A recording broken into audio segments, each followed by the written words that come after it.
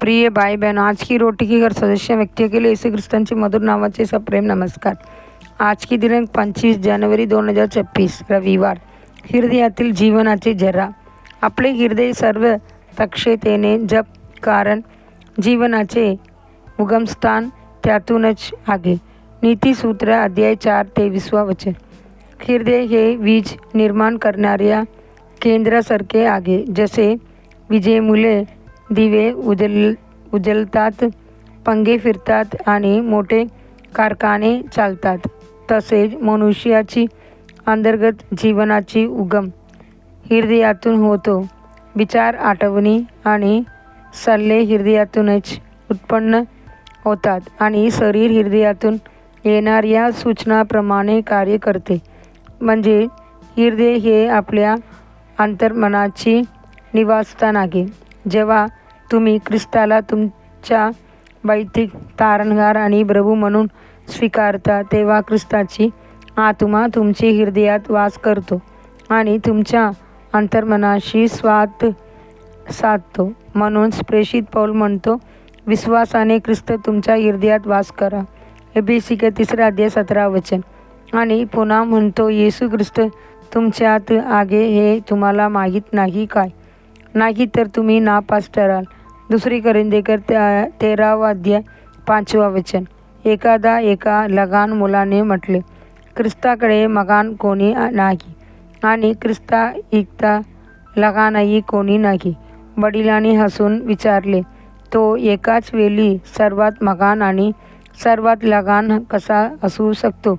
तेव्हा ते मूल म्हणाले, येशू ख्रिस्त हा तेजस्वी वैभवाची मगान राजा आहे, ज्याला स्वर्गातील स्वर्गही सामावू शकत नाहीत।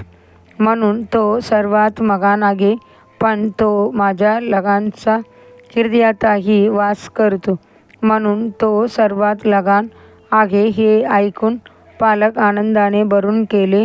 होय, हे एक गहन सत्य आहे। एक मगान गुढ सर्वशक्तिमान देव मनुष्याच्या हृदयात वास करतो। हृदय हे सर्व भावनाचे उगमस्थान आहे।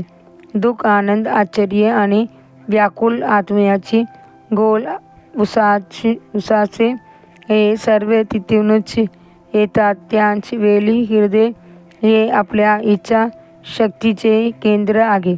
निर्णय, आज्ञाधारकपण, दृढ निश्चय आणि इच्छा या सर्वांची उगम हृदयातूनच होतो। हृदय हे ज्ञानाचेही आस्थान आहे। सॉलोमनने देवाकडे जे मागितले आणि देवाने जे त्याला दिले ते म्हणजे बुद्धिमान व समजूतदार हृदय। पहिली राजा 3 अध्याय 9 आणि 12 वचन। आणि हृदय हे सदिके कबुलीचे स्थान आहे। जेव्हा तुम्ही आनंदाने देवाचे उपस्थितीत जाता, तेव्हा तुमचा विवेक पापाबद्दल तुम्हाला दोष देऊ नये।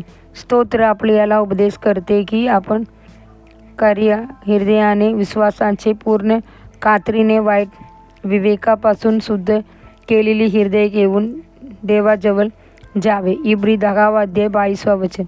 देवाचे लेकरांनो, शैतानाला तुमच्या हृदयात कोणतीही जागा देऊ नका। ख्रिस्ताच्या रक्ताने ते शुद्ध ठेवा, जेणेकरून पापाला कधीही देव प्रवेश मिळू नये। पवित्र आत्म्याची परिपूर्णता सदैव तुमच्या हृदयात वास करू द्या।